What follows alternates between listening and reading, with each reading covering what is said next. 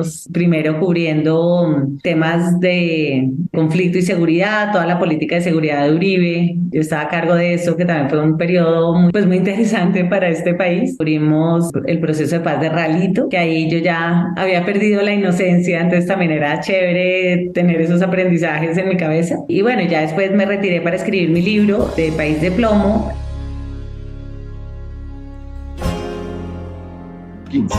Esta hacker colombiana se tomó un tiempo, quería escribir, sacar un libro, y en esas, en el 2006, le propuso a Publicaciones Semana, que era una de las principales revistas y medios de comunicación de la época, crear semana.com, a su director Alejandro Santos. En ese momento lo único que Semana usaba de internet era que subía toda la revista a internet y Claudia García, que trabajaba ahí, también subía como unos documentos chéveres, pero pues no había pues no había un medio realmente online, y a mí me parecía que ahí había unas posibilidades creativas bastante grandes. Yo no sabía nada de internet, pero le dije, hagamos una cosa, yo soy como tú en internet, o sea, tengo autonomía pues para hacer las cosas que yo quiero en internet, y pues déjame ensayar. Y me fui y tomé un curso de una semana con un super gurú de internet y volví y montamos la edición diaria de internet. Yo monté la parte editorial y Claudia montó la parte como del negocio y la plataforma y toda esa parte que es un camello, y arrancamos con un equipo. Pues yo tenía un equipo a mi cargo para la edición diaria y realmente fue súper chévere. Creo que para Semana, pues como que Semana descubrió realmente las posibilidades digitales, y para mí también fue como entrar en un camino sin retorno del mundo digital, ¿no? Como que a mí ya me pareció que eso era muy unidimensional comparado a lo que uno podía hacer en internet, como el nivel de interacción con la audiencia, experimentos narrativos que uno podía hacer, y realmente fue una época muy feliz para mí de tener ese equipo. Fue muy chévere. Hagamos una pausa. Como sabes, en Hackers del Talento estamos en una misión: cambiar el mundo laboral por uno más humano, inclusivo y próspero. Sabemos que no podemos hacerlo solos, necesitamos tu ayuda. Te invitamos a compartir este episodio con esa persona especial que está buscando crecer en su carrera o mejorar su empresa. Juntos podemos inspirar a más talentos a sumarse a este movimiento. Queremos que te unas a nuestra comunidad, suscribiéndote al podcast, recibiendo las noticias en nuestra página de LinkedIn o averiguando más en hackersdeltalento.com. No te pierdas la oportunidad de ser parte de algo grande, de marcar la diferencia en el mundo laboral y de transformar la vida de miles de personas, porque juntos podemos hacerlo posible. Nosotros ya estamos aquí, dando el primer paso. ¿Y tú, te unes a nuestra misión de cambiar el mundo laboral por uno más humano? Hagámoslo juntos. Sigamos con el episodio.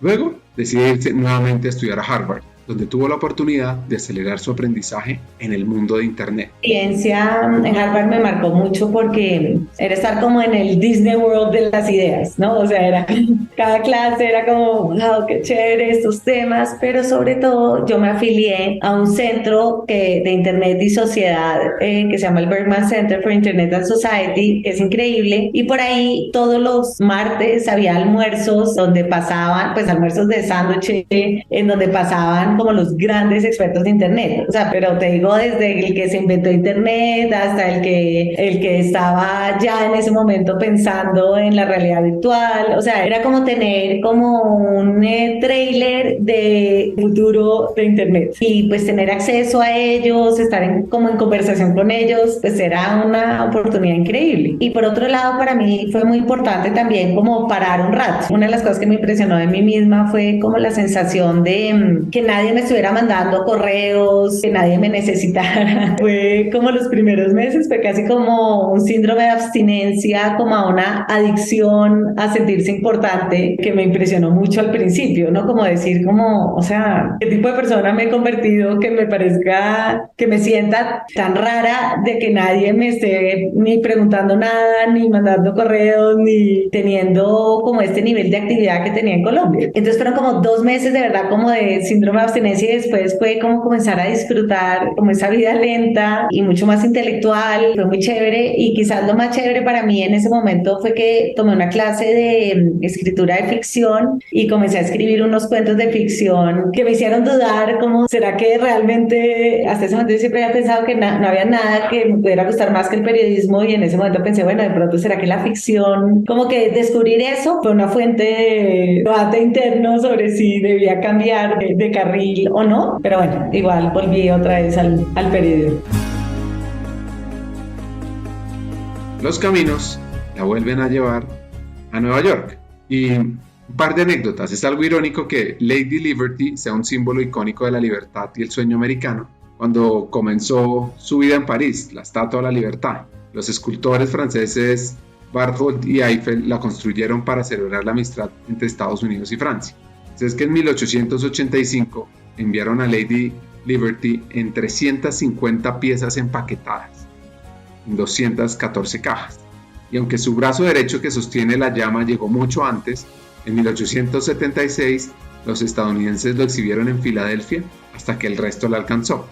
Cuando su cuerpo llegó, la ensamblaron y la exhibieron en la ubicación final en el puerto de Nueva York. Cuando terminé lo de Harvard, un amigo me dijo que había un gringo en Nueva York que estaba buscando a una periodista para montar una revista digital en Nueva York y que le había hablado de mí, que el tipo le había parecido chévere mi hoja de vida, entonces pues que hablara con él. Y hablé con él y me contrató y pues yo pues emocionadísima de tener trabajo en Nueva York, que me fui para Nueva York y cuando llegué como que nos sentamos él y yo en una oficina, una mega oficina en la Quinta Avenida y él me dijo, bueno, entonces dime cómo, pues qué equipo necesitamos, cómo te parece que se debería llamar la revista y yo como, o sea, ¿y dónde están los demás editores?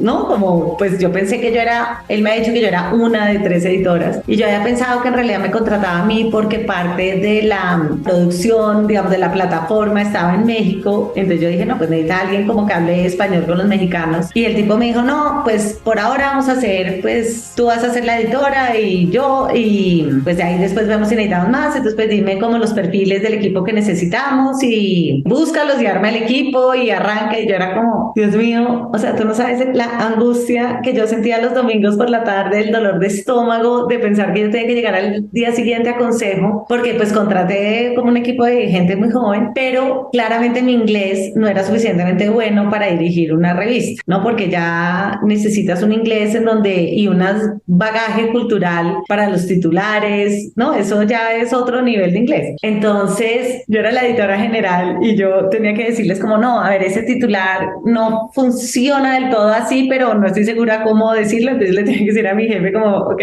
quiero que esto es lo que diga, pero dilo tú, ¿no? Y realmente era un trabajo que me quedaba un poco grande, como eso como cuando te ascienden 2 niveles por encima de tus capacidades, pero pues por eso mismo, pues fue un reto muy grande de tratar de estar pues a la altura. Duramos varios meses en salir al aire porque entre el dueño y mi jefe había como unas distancias gigantescas en lo que querían hacer, pero realmente aprendí mucho de cómo montar un medio y sobre todo fue tan difícil que sentí como ya cuando había salido al aire, pues se ganó un Webby Award, pues que es el premio más importante de revistas allá. Y cuando ya como salieron como 5 ediciones, yo dije, bueno, si ya fui capaz de montar esta vaina en Estados Unidos, estoy segura que me va a parecer pues un chiste hacerlo en Colombia. Y yo ya estaba con muchas ganas de volver a Colombia, me había ganado un fellowship del Open Society, entonces ya tenía plata para crear La Silla y entonces pues me devolví a Colombia a fundar La Silla Vacía.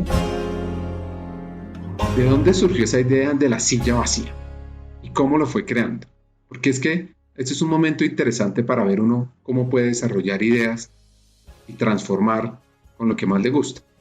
Yo desde el principio, desde que estaba en Semana y desde que volví a Semana, después de escribir mi libro, volví con la idea de que yo quería crear mi propio medio. En Semana tenía una compañera con la que todo el tiempo hablábamos como, bueno, cuando tengamos nuestro medio, tal cosa. Y cuando volví, yo le dije a Alejandro, mira, mi idea es fundar un medio, yo quiero aprender con la plata de Felipe, ¿te parece bien que ese sea el objetivo? Y pues él y Felipe dijeron que sí. Y entonces desde el principio, pues yo ya tenía esa idea de que quería hacer un medio y cuando estuve en Harvard, pues gran parte de mi energía la gasté como ir a clase y aprender pues de temas que no tenían nada que ver como, no sé, arte, música, otras cosas, pero en este centro de internet yo ya tenía mi idea de hacer un medio y pues de hecho aprovechaba con esa gente que pasaba por ahí como para decirles estoy pensando en esto, ¿qué te parece? ¿No? Como que y eso me ayudó mucho y era el boom del Huffington Post, de político, entonces como que tenía muchos modelos también y ya después de esta experiencia haciendo esta otra revista como que ya sentía que estaba lista y ya tenía pues como a grandes líneas lo que quería hacer y llegué aquí a Colombia y con una amiga que se llama Olga Lucía Lozano comenzamos a discutir cómo sería, ¿no? Y Jean-François Follet tocó, un día me senté con él y le dije, dime qué se necesita para crear un medio y él más o menos me dijo, mira, lo primero que tienes que hacer es esto, lo segundo esto, lo tercero es y seguí todas las instrucciones y después comencé a discutirlo mucho como con todo tipo de personas, ¿no? Y creo que de esas discusiones pues yo iba ajustando mi proyecto y ya pues salimos al aire hace 14 años, el 30 de marzo del 2009 y pues arrancamos con un equipo de 3 personas, ¿no? Una cosa como muy chiquita, pero como yo siento que conceptualmente yo tenía mucha claridad de lo que quería hacer, teníamos un manifiesto, creo que pues yo he tratado de ser como muy fiel a las razones por las cuales las quería hacer, ¿no? Como las razones personales, pero también como al compromiso público de para qué es la silla. Y creo que eso ha sido clave pues para que funcione el proyecto. Ese comentario me recordó un libro que leí hace poco de la fundadora de Acumen Fund, un libro llamado Un manifiesto para una revolución moral. ¿Qué es lo que dice? ¿En qué consiste ese manifiesto que impulsa a Jacqueline Novogratz?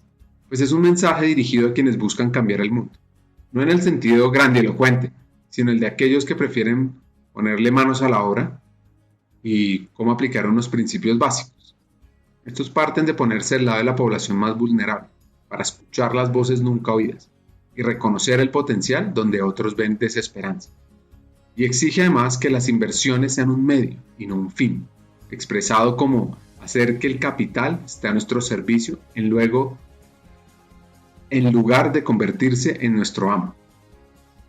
Acá, el objetivo no es caminar hacia utopías, sino que parte de la humildad para ver el mundo tal como es y la audacia para imaginarlo como podría ser. Soñar con los pies bien puestos sobre la tierra demanda aventurarse a aprender, reconocer el fracaso y contar con valentía para comenzar de nuevo. Es un libro fascinante. Volviendo a la historia de Juanita, una pregunta que le inspiró a ella es ¿cómo funciona el poder? Desde que lo creamos, mi idea era que era un medio para contar cómo se mueve el poder en Colombia. Yo tenía la sensación cuando trabajaba en Semana que nosotros rara vez explicábamos como los pormenores de cómo realmente se tejían las decisiones en la trascienda del poder, ¿no? Como que uno cuenta, bueno, se aprobó este proyecto, ¿no? Pero los intereses que hay detrás, las presiones, ese tipo de cosas nunca se contaban. Y en esa medida me parece que incluso gente muy exitosa en Colombia conoce muy poco de cómo funciona el poder. Y a mí me parecía que yo tenía una posición privilegiada de tener suficiente acceso al poder sin pertenecer realmente a él, que me podía dar la oportunidad de contarlo y al mismo tiempo no tener el conflicto de interés para no poder hacerlo. Entonces creo que pues esa era pues, la idea desde el principio, que no íbamos a contar las noticias, sino contar lo que estaba detrás de las noticias. Y con el tiempo, pues la silla ha venido haciendo otras cosas adicionales a escribir artículos, pues también dictamos ese curso de inmersión en Colombia, hacemos un producto para los colegios, dictamos charlas, talleres, bueno. Entonces, como que con el tiempo yo he venido entendiendo que lo que mejor hace la silla es nutrir el criterio, darle insumos a los colombianos que quieren participar en Colombia para que tengan un mejor criterio para participar en el país, que es un poquito más amplio que solo contar las movidas del poder. Pero pues lo que hacemos en la página y en las redes, tratar de dar esos insumos para que la gente pues tenga mejor información para tomar decisiones. Debemos fomentar la participación de cada uno de nosotros en lo público, desde los líderes empresariales y los actores de talento humano.